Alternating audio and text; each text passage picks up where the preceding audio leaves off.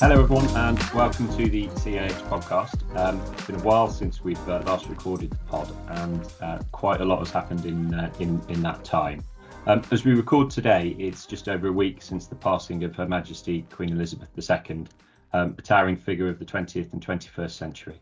And all of us here at CIH thank her for her service and years of duty and dedication to the UK and to the Commonwealth. Today, I'm delighted to be joined by Rachael Williamson, CIH's very own Head of Policy and External Affairs, Charlotte Carpenter, who is the Executive Director of Growth and Business Development at Karbon Homes, and Alistair Smyth, who's the Director of External Affairs and Social Investment at the Guinness Partnership. Both Alistair and Charlotte are also members of the Chartered Institute of Housing's Policy Advisory Committee as well, so they're well known to us here and we're really, really grateful to them for giving of their time. I think the challenge ahead of today's discussion was going to be what we're able to meaningfully talk about in a time limited period. There's just so much going on in the housing sector at the moment. But I think we've decided that we should really start thinking about the economic environment, the fact that we have a new Prime Minister, and there are any number of upcoming challenges for the government and indeed for the housing sector in the early weeks of the new administration. Just today, going through some facts and figures in preparation for the conversation. Inflation's actually gone down this week, but is still at 9.9%. And the fact that we're talking about inflation going down to a level that still seems unimaginably high just indicates the full extent of the cost of living crisis. And as central banks look to try and control inflation, many are seeking to push up interest rates. And there's been a warning from the World Bank today that the end result of that could very well be to push economies into recession with all of the challenges that brings. And when we think about the real impact of the cost of living crisis as well, the Living Wage Foundation this week have published research, and 78% of those people polled are shorter on money than ever. So as we turn our attention to what the government are calling a fiscal event on the 23rd of September, it seems very obvious that cost of living is the point at which we should start. And Rachel, I just wondered if I could come to you first. Thinking about that fiscal event at the tail end of next week, just wondered what you think we're likely to see in that, and maybe if there's stuff in there that you don't think we're going to see, what should be in the fiscal event? What should government be looking to tackle and put at the top of its agenda in its early weeks? Thanks, James. Well, if I'm honest, I don't know what we're going to see other than potentially some cuts to VAT and taxes, as the Prime Minister has indicated. But I think what we would hope to see, and as a sort of sector people have been advocating strongly for, is targeted support. So the government's energy support package that was announced recently was a really welcome intervention after a long delay in government stepping in to address the support that people need, and it obviously will make a difference, albeit we'll be paying for it in other ways in the years to come. But we do really still need targeted support for low-income households. And CIH, alongside many others, wrote to the Prime Minister as she was appointed to set out some of those asks. Just to sort of outline those again, I think it really is about using the benefit system, which is the most effective way of supporting people on low incomes, to target support. So that's about bringing forward the planned uprating of benefits from next April to this October. Even before the recent inflation spike, they were still much lower in value than they had been previously, which is a significant cut to people's income. And for a lot of those people, they have no other ways of topping up their income. We need to see local housing allowance restored to at least the 30th percentile and a return to annual uprating if we're going to again see support keeping pace with rising rents and costs, and also removal of the benefit cap and two-child limit, which really does undermine people's ability to manage limited budgets and disproportionately affects women and children. And with so much of the current cost of living crisis, everyone's feeling the squeeze, but low income households in particular.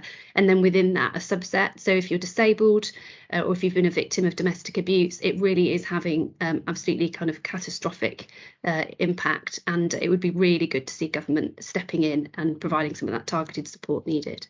Thank you to you, Rachel. And Alistair, I wonder if I can turn to you and thinking about pretty comprehensive list from Rachel about what we think government should be tackling, and however unlikely it may be that government will look to address all of those things. But do you share that view, particularly around energy costs and the impact that that's having on all of us, but specifically thinking about social housing tenants? Well, absolutely. I think everything that Rachel said, I would agree with there. It's a fiscal event, as we know, and probably it will be reasonably short and very targeted in the announcements that are made. From everything we've read in the press so far, it seems like that's potentially going to be around tax cuts, maybe the removal of the increase in national insurance.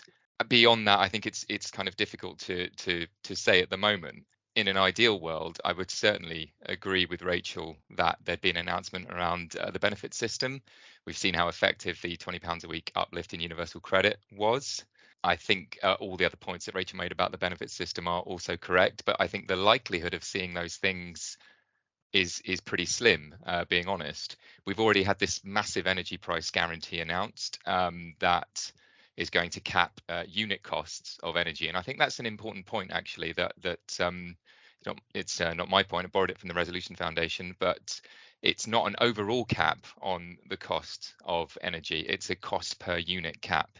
So if you are a household that uses a lot of energy, you could still end up paying more than £2,500 per year. And just on that energy price guarantee, the JRF did some number crunching sort of in the immediate aftermath of the announcement, and they said that even taking into account the energy price guarantee and the full package of measures that's been announced over the last few months, sort of the energy bill rebate, the targeted rebate, the council tax rebate, there'll still be a gap between the cost increases that we've seen, the inflation-driven cost increases we've seen in energy, and the full policy response of nearly £800 per year per household, which is massive for lower income households. So it's gone a long way, but it hasn't gone enough, which is why those additional welfare systems points that Rachel made, I think are so important. I think I think I'll probably leave it there because I think there may be some other points that Charlotte might want to make. Yeah, thank you. And always difficult, Charlotte, to be asked the opening question at the end when people are given such comprehensive answers. So at the risk of throwing you under a bus, is there anything that you could add to what we've heard from Rachel and Alistair, and what are your views on what you think should be in the fiscal statement and what's missing? So, I mean, I very much agree with what Rachel and Alistair have already said. I think that probably what I would do is take it further, and I think for me what I'm concerned about is how the tax cuts will be paid for, and in particular how they'll be paid for with reference to sort of the individuals and the communities that we all represent. We're going into a very difficult time for the economy. Tax cuts are obviously designed with a pro-growth agenda, which I think that we would be pro-economic growth. But I think that most of us know from experience within all of our own communities, wherever they are, that unfortunately economic growth hasn't and doesn't tend to automatically trickle down to communities that are most deprived, or the individuals within communities that are most financially vulnerable. And that applies whether you're a community in a city, London, sort of surrounded by thriving areas, or whether you're, one of the communities such as those that we represent in, an ex-coalfield area in County Durham, for instance. And so what I'm worried about is, I don't think there will be anything in the fiscal announcement on the 23rd about this, but what I'm worried about is whether or not things like replacement funding for EU structural funds, things like that, funding for the previously named levelling up agenda, funding for sort of local infrastructure projects or east-west sort of connection infrastructure projects, things like that we know really impact on our communities, even things like funding for social housing moving forward, where that's going to be found from. And I think that there's a real danger actually that the government looks to a potential rent cap or rent freeze to effectively sort of fund that sort of as a long way round. We know that one of the current options that's being modelled at the moment by Treasury, the 5% rent cap, we know from the Treasury's own work on that will result in a £4.8 billion saving for the government through benefits that would no longer need to be paid. Now, we don't actually know whether or not a 5% rent cap is going to going to be what was put in place, because that came from previous government. So I do think I am worried about whether or not it's measures like that they would look to fund overall tax cuts. Great, thanks, Charlotte. And some themes emerging already that I'd like us to pick up through the rest of the pod, and perhaps we'll come on to rents shortly. But I'm quite keen to just think a little bit about levelling up.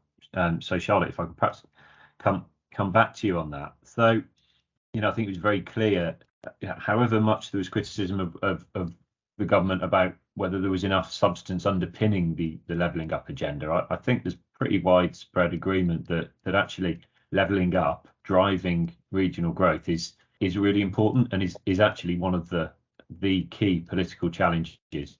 And it's absolutely right that was something that had such focus. And then I suppose you think a little bit about some of the comments post Boris Johnson leaving. I think it was Ian Duncan Smith that made some quite disparaging remarks about levelling up and not really necessarily understanding what it meant. So just keen to get a sense from you, Charlotte, about where you think levelling up or whatever follows it may sit with this new government.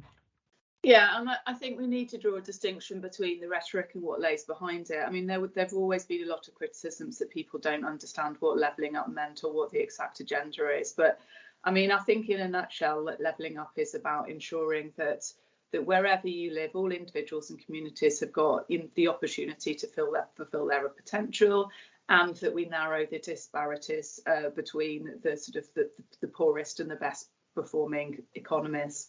And I think that's as much about levelling up differences within local areas as it is between whole regions. I think that, and whether or not sort of, whatever your political philosophy is to sort of what the solution to that is, I think it's undeniable that we have got those very significant differences in sort of economic growth and economic productivity and prosperity. That then in turn has a very fundamental impact on people's lives. And so you can see that in really significant differences in life expectancy, even within areas. So where I'm based up in the northeast, the life expectancy of someone that is in Byker, the healthy life expectancy is a decade lower than that of someone that's only a mile up the road in sort of more wealthy Jesmond. So I think that all of that is incontrovertible. I think what's sort of more up for debate is how you tackle that. And I can see that the government might want to take a different approach to that of the previous government, because they seem to be coming with a different political philosophy. And I suspect that they will want to change the rhetoric. What I would say, though, is that they've still got a political imperative to act on it. I think it's fair to say that, they were elected off the back of the sort of blue-red wall. The continued support of that area would be crucial if the current government were to get in next time. But polling shows that actually in those areas they've seen the biggest decline in voting intention. And if you delve behind, I was looking at some of the data on this actually earlier on this week. If you delve behind the fundamental reasons behind voting intention changing in those areas, it's because they're saying that they haven't seen any impact from the levelling up agenda. They haven't seen any improvement. In actual fact, they've seen a deterioration in things like cost of living and their quality of life. So I think that the political imperative remains. How that's translated then into actual action on the ground is difficult to see. And I think actually the government has got a problem in that they've now got quite a narrow window of time in which to do that in. So I think that decisions around, future SPF funding pots, as I said, replacement EU funding pots, decisions that they make about the rent cap, but how they reinvest the savings that would be made to that, decisions on things that Rachel flagged earlier on about universal credit, local housing allowance. I think that that's all really crucial. And if I was them, I would be looking to those areas for reasons of political expediency. Whether or not they will, though, I really don't know. I am concerned that all of the current government has been so remarkably quiet on levelling up in, whatever language. Thanks, Charlotte. Alistair, I wonder if I can bring you in there as well. We talked a little bit about tax cuts looking to drive growth, but is there a little bit of a contradiction there when Charlotte's talked about the need for investment to drive the levelling up agenda? Well, I suppose that comes back to the fundamental sort of question at the heart of the Truss government agenda. We've heard lots over the summer about their sort of supply side economics approach, which is cutting taxes to actually boost the economy and therefore generate more revenues and grow the amount of money that the government has available to spend. So that's their sort of supply side philosophy. Whether you agree with that or not is probably a matter for historians and economists to discuss. But I think on the levelling up point, though, I think Charlotte talking about the political imperative, I think that is absolutely spot on. We have a new Secretary of State, Simon Clarke, whose constituency, Middlesbrough South and East Cleveland, obviously is right in the heart of the levelling up area, the red wall area, and he has therefore some considerable skin in the game. We don't know a huge amount at the moment about his intentions because obviously we're in a bit of a vacuum at this point in time, but we do know in the past he's talked about getting new homes built. We know he's been a strong supporter of net zero and regeneration, all issues which are important to the north of England and important in terms of the levelling up agenda. We did. There was some interesting research on levelling up last year carried out by Public First, commissioned by Homes for the North. And Public First went out and asked members of the public. They did polling and they did focus groups asking members of the public for their views around levelling up. And one of the questions that the public were asked were to talk about things that they didn't like about their area. And the thing that came through second highest, just behind high streets or declining high streets, was the fact that housing was so expensive in their local area. And as the conversation went on, it was very clear that voters linked making housing more affordable, and also improving high streets very closely to that levelling up agenda. And that imperative to do that in those red wall seats is absolutely still going to be there. And as Charlotte's already mentioned, the government's only got a really short period of time to make that impact. And it is a question of politics for them in demonstrating, I think, to that band of voters who probably, they may well decide the outcome of the next election, demonstrating to that band of voters that in fact the levelling up agenda, whatever you call it, is still very much alive and kicking. Time will tell, whether that is the case, whether there's money behind that, or whether it's just different initiatives like sort of low tax areas, free ports, etc., or whether there's significant money in it. Time will tell. Let's see. But I think still hugely important. I think the whole levelling up agenda is challenging because it's a fantastic aspiration to level up, but politically with a huge potential to backfire because, of course, now, people are talking more about being levelled down rather than levelled up when you actually look at the metrics as they're playing out. And Charlotte has some fantastic examples there. And politically, if nothing else, they will obviously have to be really alive to that red wall issue in terms of where the votes are going to lie for the next election. And I think this brings us back again to cost of living because, we are in a cost of living crisis and that is people's reality right now. And the danger is sometimes that, we say, well, it's, this is not of government's making. It links back to the war in Ukraine. Obviously, it's fantastic that we're standing firm and supporting Ukraine on that. But cost of living was a big issue before that as well. And so we've got some issues that link right back to much earlier on. And I think levelling up, the aspirations of it were fantastic. We've never really seen the detail follow through in sort of practical terms where the money goes. In fact, the reality is, when you look at communities and what they need to thrive, we've seen promises around transport infrastructure that have been rowed back on that mean people actually feel that things are moving backwards rather than forwards. When you look at some of the way areas are connected up and how people move around and travel, get to work, have that choice of affordable homes, it's just not there. And the levelling up and regen bill, the reality of that, at its heart it's a planning bill, but actually the debate when we've looked at the detail of it has thrown up a lot of issues around actually is it going to create the framework for more house building and affordable house building, and everything so far suggests that it won't. So there's some real knotty issues in there. And so the other thing just to flag is on tax cuts. That's great for taxpayers, but it doesn't help people that don't pay tax. And the tax threshold where it's higher obviously means that some of those cuts just won't be felt. But for people who are disabled, who are pensioners, who can't work, they won't feel that. And there is a danger that with that simplistic rhetoric of, well, we want to make sure work pays. Yes, but there are people that can't work for good reason or have gone beyond their working life.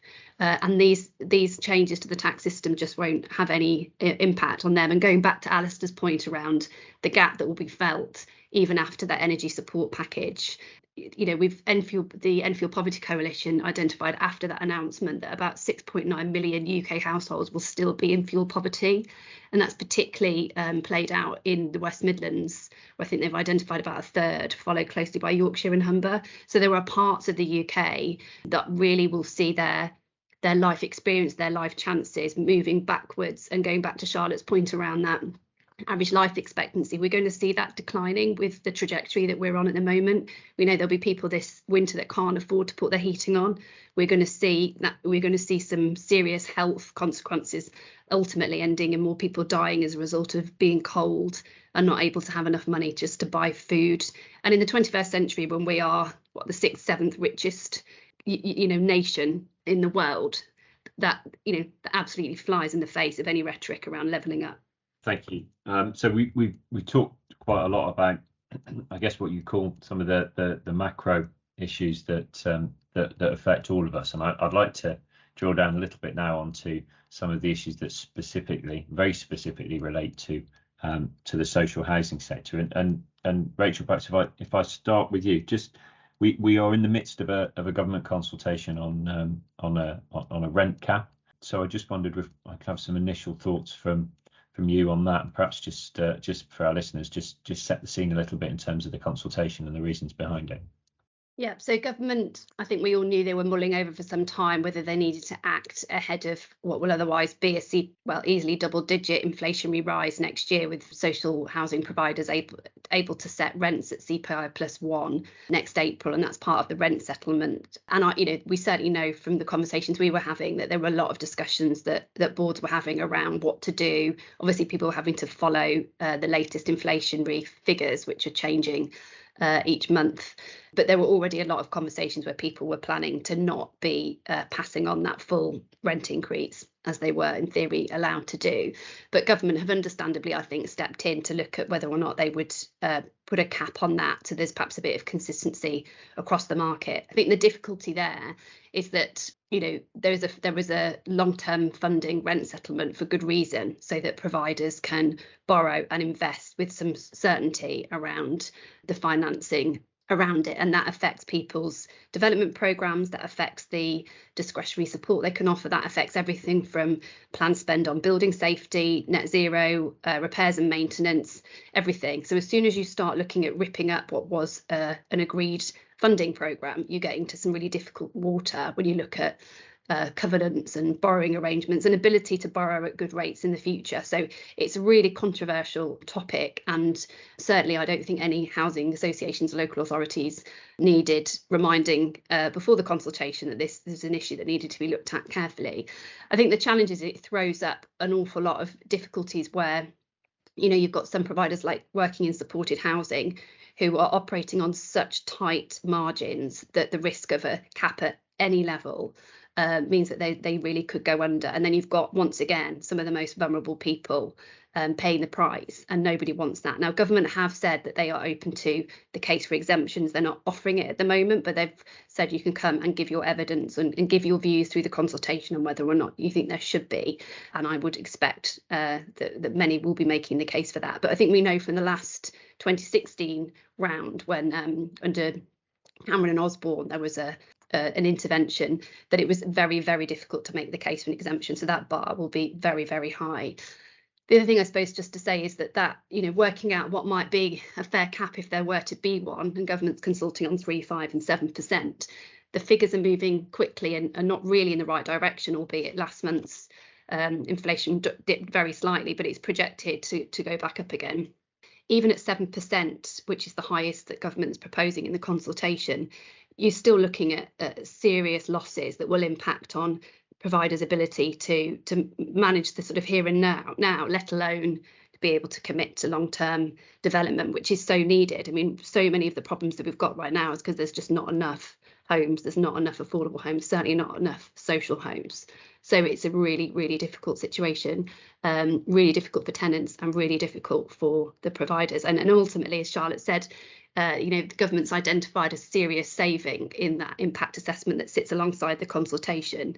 There is a strong case to be made for that money to be put back in to support through grant.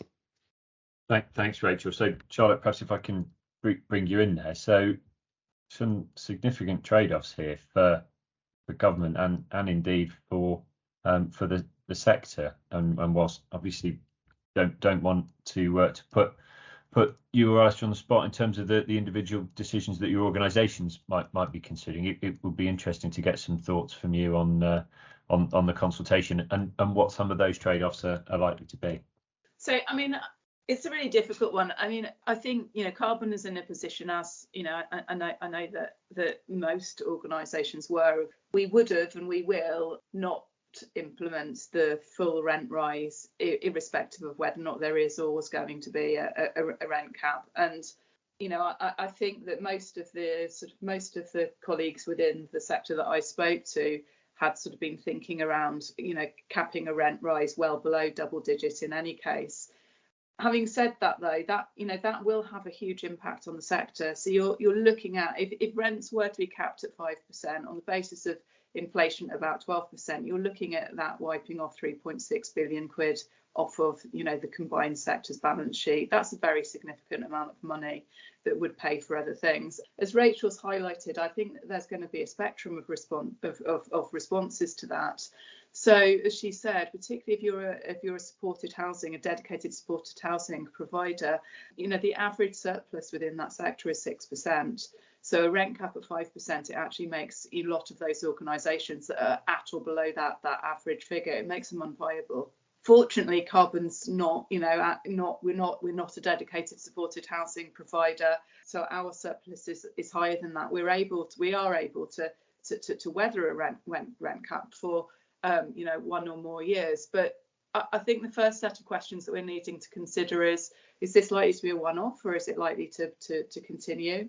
And then also a question about whether or not there is any scope for financial flexibility further down the road.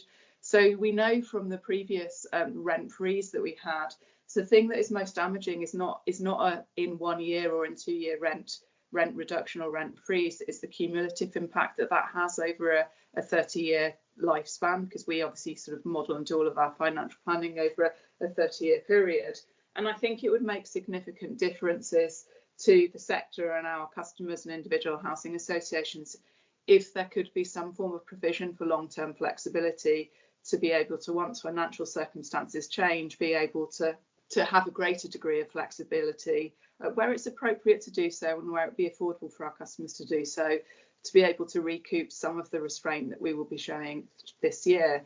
Even if you've got that, though, all organisations are going to be in a position of having to look at the budgets very carefully for next year and the year after. I think the first set of questions that each organisation is going to need to consider is, how does this rent freeze square with wanting to be able to continue to pay all of our colleagues, our staff, a fair wage. A lot of people who work in the sector are not highly waged themselves. They're going to be feeling the pinch of the cost of living crisis.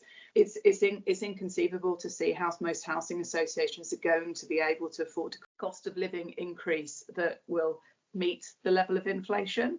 So I think that is going to bring some sort of quite a lot of reflection and potential difficulties. But I think that the whole of all industries are in that position at the moment.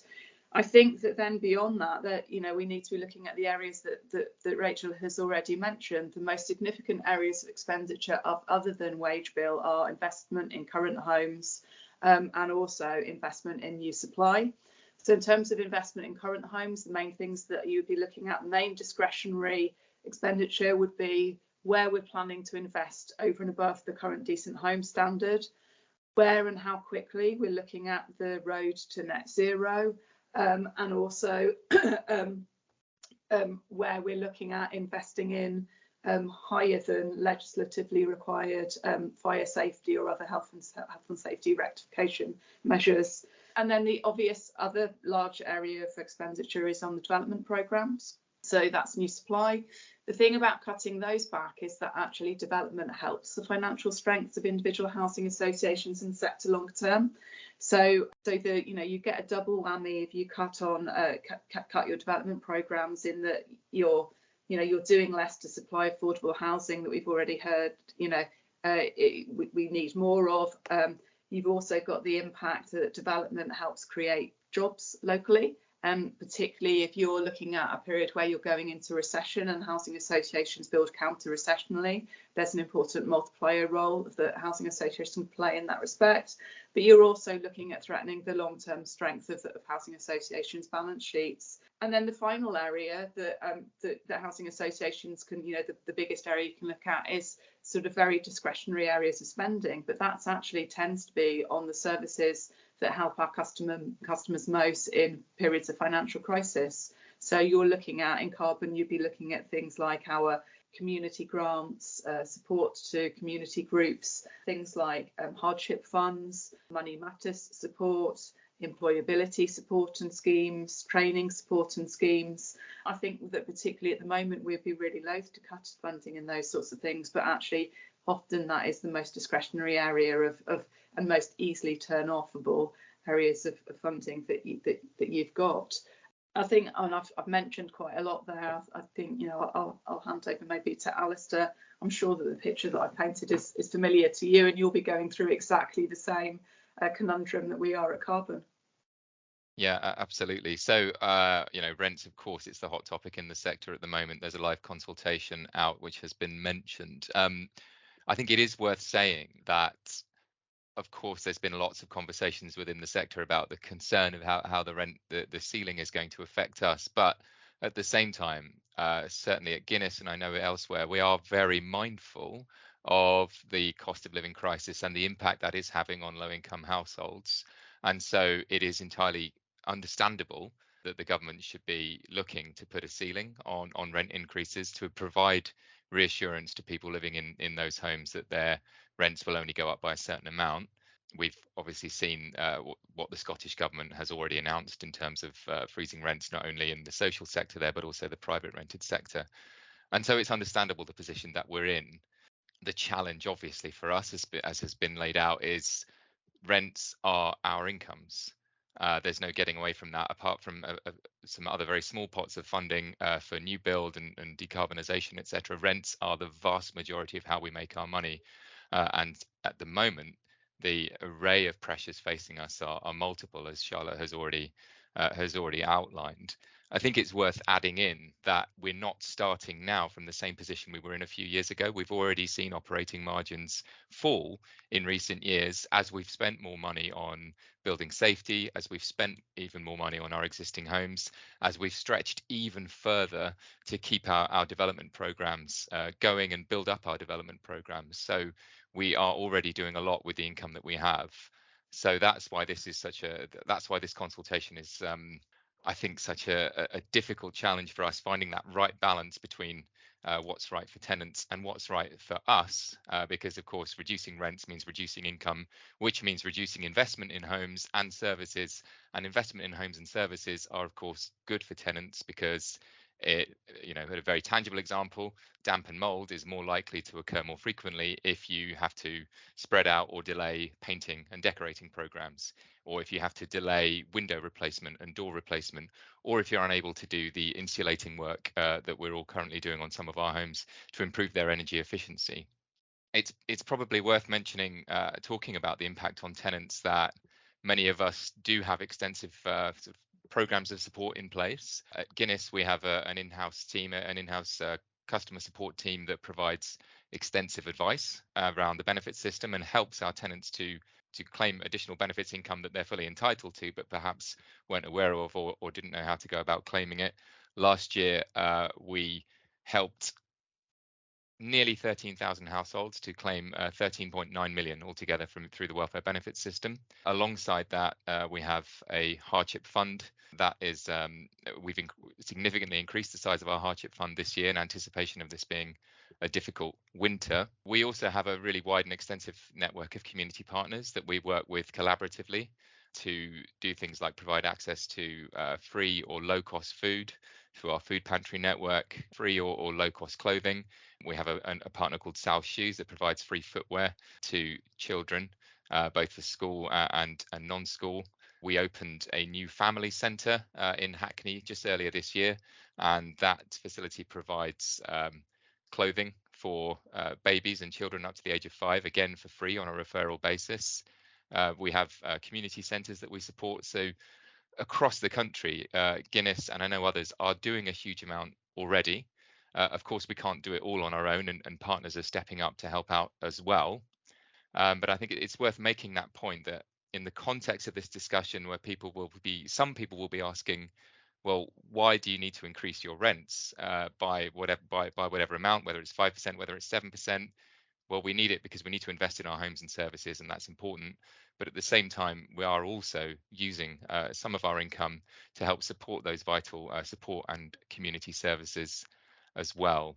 I've already talked for a while, but I just want to quickly make two points, and Charlotte's already covered them. But when we're talking about the opportunity cost here, some of the issues in play are really, really significant issues, without wanting to overplay this, but significant issues, I think, for society at large. We've talked about decarbonisation, and perhaps if the rent ceiling is lower, the impact this may have on that by pushing programs out. Well, climate change is here. It's now. We've seen that this summer in this country. And yes, social housing providers can't stop climate change, but we can play our part. And if we're going to get to EPCC by 2030 and net zero by 2050, we need to be on the way to doing that now. So there's a real risk to slowing the progress on arguably what is the most important agenda for the world at this point in time. And alongside that, the other variable we've talked about is development. While, of course, as a strategic partner, Guinness will maintain its existing commitments, we and others will probably be looking at the future and thinking, well, can we build fewer homes? Do we need to build fewer homes? And actually, that is a tragedy. On a human level, that is an absolute tragedy, because we've seen over the last 2 years that, notwithstanding the wider economic challenges, there is still a housing crisis which is affecting hundreds of thousands or millions of people every day who don't have access to affordable and social housing that they need to give themselves a solid foundation for a good life. And if we're building fewer homes because we don't have access to the income that we need to pay for those homes over the long term, then that's what's actually at stake here. A decision made now is going to impact many thousands of people in the coming years, where we're unable to build those homes that we would otherwise have built. And that matters for the future. It matters for my children. It matters for all the children of the future. So these are the things that we're thinking about, and actually these are really big issues that affect us all. Wow. I mean, when we, I think we're probably all aware of that, but when we talk about the trade-offs in real terms, it really brings it home to me, and trade-offs for the sector, but also for government. And I guess through the consultation, that's a point that the sector will have to make, that it's crucial that short-term assistance is made available to some of the people that are going to feel most acutely the impact of the cost of living crisis. But government needs to understand some of the trade-offs are that same group of people may well suffer as a result in years to come through lack of investment in absolutely crucial areas. So I just thought that was a fascinating discussion, and I'm just keen to think a little bit about what comes next beyond the scope of the consultation. We have a new rent settlement that should be coming into play from 2025, and I guess were it not for the cost of living crisis, that's probably the issue that the sector would be grappling with at the moment. It's also worth making the point, although admittedly for very different reasons, that this is effectively, this is likely to be the second rent settlement in 7 or 8 years that has been torn up. So if I can just ask you all to look ahead to post 2025, I mean, what should a future rent settlement look like, and what components should it have that ensure that we don't end up in a position where that settlement is torn up in the future too? Rachel, can I just start with you? Yeah, well, I think we are in arguably a bit of a blip at the moment. I don't think anyone's expecting the inflation rate that we're seeing at the moment we certainly hope to last long term. But you're absolutely right, James, and Moody's has already put various pieces out highlighting the impact of this. So, what it's going to mean for lending rates, because, it's really important that providers can borrow at a decent rate. Otherwise, the more they have to pay back in interest, the harder it is to do all of the things that Charlotte and Alistair have outlined. So there's going to be a real confidence issue, isn't there? And in terms of the independence of the sector, it raises a lot of issues, because it can't be this political football that gets knocked about. And I'm not going to pretend to be an expert on this, but it's just interesting, isn't it, when you look at the parallel of the way government's working with the energy companies versus the way it's working with the social housing sector. And I know several people have commented on that, but it's interesting the choices that they're making, because as Alistair said, it is ultimately the here and now plus next generations that are going to be impacted by this. And the reality is less homes that are built, the less affordable homes that are built because of the financial impact of this means more pressures. And we're already seeing huge numbers of people in temporary accommodation and homelessness. So we can't let that happen. I mean, I think that one of the reasons that this is the second time that we've had a rent settlement that has, not stood the duration that it was set out for is because the decisions have been taken in isolation of having a coherent housing policy and housing strategy. So, it's quite difficult for me in the absence of that to say what I think, the next rent settlement should look like and what its components should be, other than, as Rachael said, that it should be one that we're able to rely on for the longer term, for exactly the reason that she said. It's, we're dependent on things like credit ratings and long-term borrowing rates, etc., for us to be able to invest over the next 30 years. Beyond that, what I would say is that it needs to be part of a broader housing policy and housing strategy that sets out, how many homes we want in the future, what the 10-year split needs to be, what is the right level of quality, not only for social rented homes that on the whole, on average, are a better quality than PRS and actually even owner-occupier homes. What environmental standards do we want them to be? All of that, and as part of that mix, how affordable we want all of those 10 years to be. And then the rent settlement needs to be constructed with reference to that, thinking about how do we ensure that they're affordable, but also how do we ensure that the sector is able to invest in new supply, improving quality for the future. Thanks, Charlotte. I mean, I think outlining there really the need for some kind of national housing strategy, and one of the things I wanted to touch on today, which I think we probably won't have time, was just starting to think ahead to the election that we expect to take place in the next 18 months, and maybe that's something we can return to for a future episode of the pod, because I think there's significant merit in unpicking that, Charlotte. Thank you very much. Alistair, can I just come across to you then, just on that point around rents and the new settlement? So we've already talked today extensively about the importance of rental income to all of us, because it pays fundamentally for our homes and for our services. I think it's pretty straightforward what we need for the 10-year settlement, but as Charlotte's already alluded to, I'm not sure it's possible. The key aspect is certainty, that we need to know over that 10-year period so that we can have the strong basis for our financial plans over 30 years and our business plans to know how much we can invest and make decisions about what we invest that money in. Without that certainty, we end up in situations, as we've been discussing today, about what happens and the changes that we need to make to our business plans in order to be able to accommodate those changes. So in an ideal world, an inflation-linked 10-year rent settlement that reflected all of the cost pressures we're facing and the need to invest in our existing homes and new homes would be the right answer. And then, hopefully we could sit back and say, well, that's it for 10 years. We know what we've got. But the reality of politics is it's more short term. We've seen events certainly interrupting things recently much more frequently, and so perhaps that's not achievable, but that is got to be the goal: a 10-year inflation linked settlement, ideally combined with a decent sum of money and more money for new social and affordable housing alongside that rent settlement. But let's see how we get on in terms of the conversations over the next couple of years.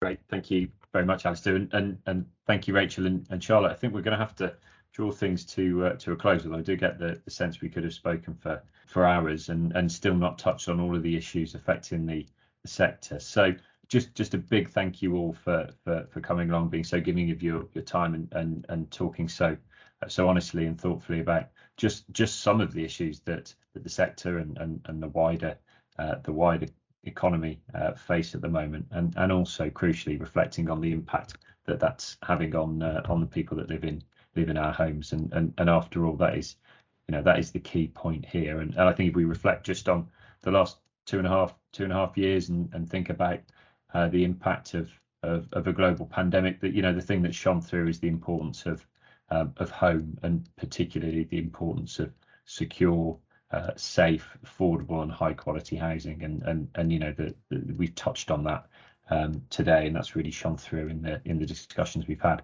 So thank you very, very much for your time today. I'll draw things to a close. It's been great to speak to you all, and we will see you all soon.